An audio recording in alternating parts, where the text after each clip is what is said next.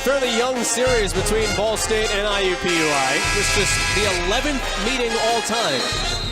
Last time they played in this building, though, was IUPUI's only win here at Worthen Arena. That was back in Billy Taylor's final season, so 4 years ago. 3 years ago, if you don't count this season.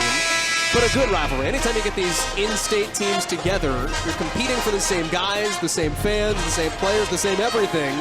It's really a fight for your rights. It is, and you got a lot of local guys. These guys know each other. They play against each other in the summer, and you know, Coach Gardner and Coach Whitford have a really good relationship. Those two talk, so a healthy rivalry, and he's trying to get it turned around over there at IUPUI in the Summit League.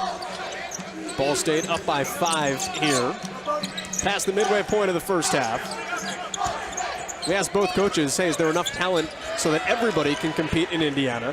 There's the steal for Combs, and the transfer out of control on the flight. That's saved by IUPUI.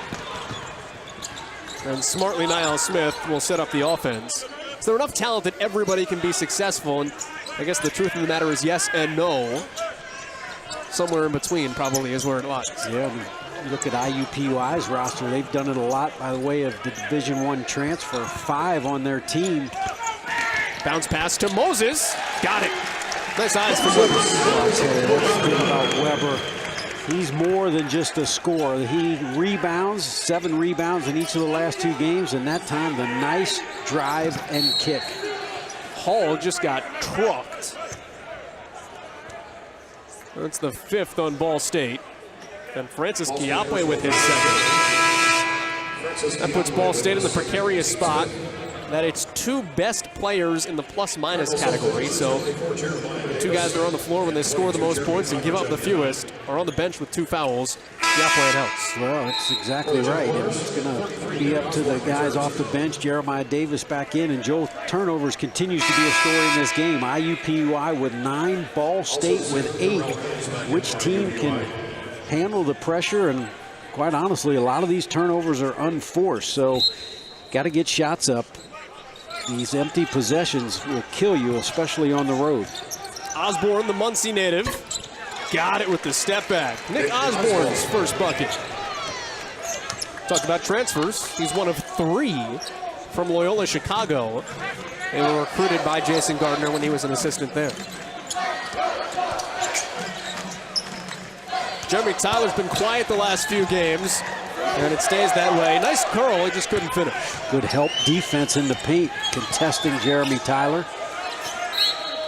Trey Moses, that is his 2nd on the reach for Ball State.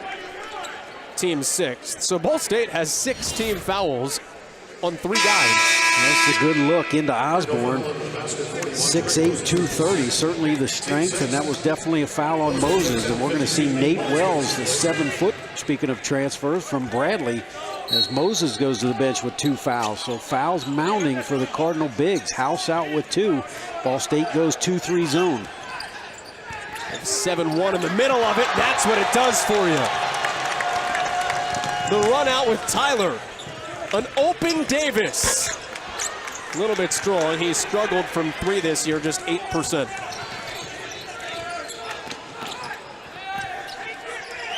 Ball State zone late setting up.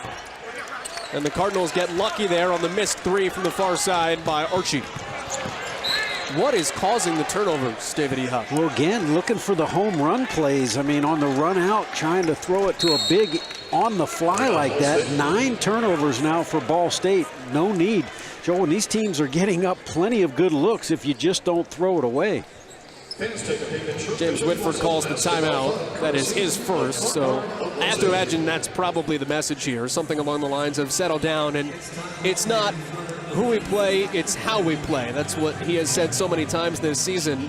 Regardless of who you're playing, you've got to play well.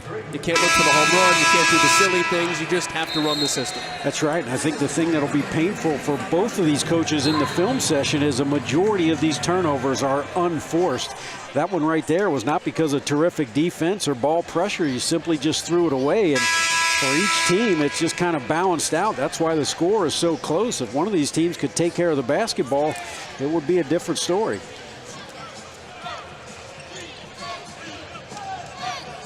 The amazing thing, and part of this is just because there have been so many turnovers. There are 18 turnovers in the game. There are 12 points off of those 18 turnovers. So you're not even capitalizing on the other team's turnovers because there are just more turnovers. Yeah, exactly. What's happening is they're getting a turnover. Instead of scoring, they're turning it over. So Cardinals content to stay in that 2-3 zone. Got to watch Pickett and Combs out at the top. Got it to the teeth with Osborne.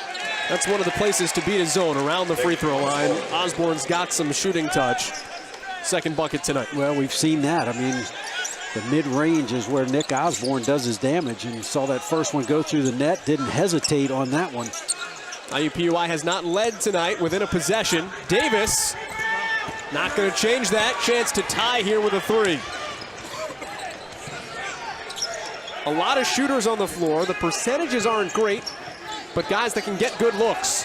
O'Leary's one of them, but he's much more functional around the bucket. It's a 1-point game. Well, when Osborne knocks down a couple at the free throw line, you got to go out and guard him, and that was just a terrific job and fine by Nick Osborne.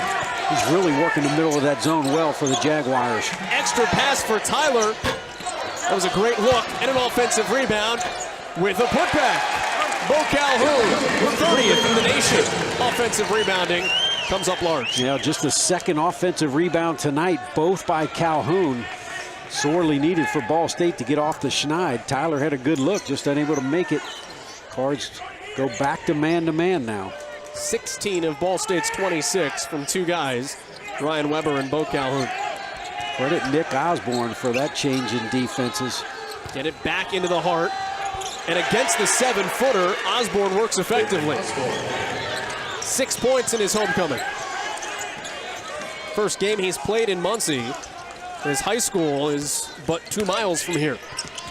Tyler, and the foul called with Wells trying to get to the rack. Nate Wells will go to the free throw line with his team clinging to a 1-point lead when we come back.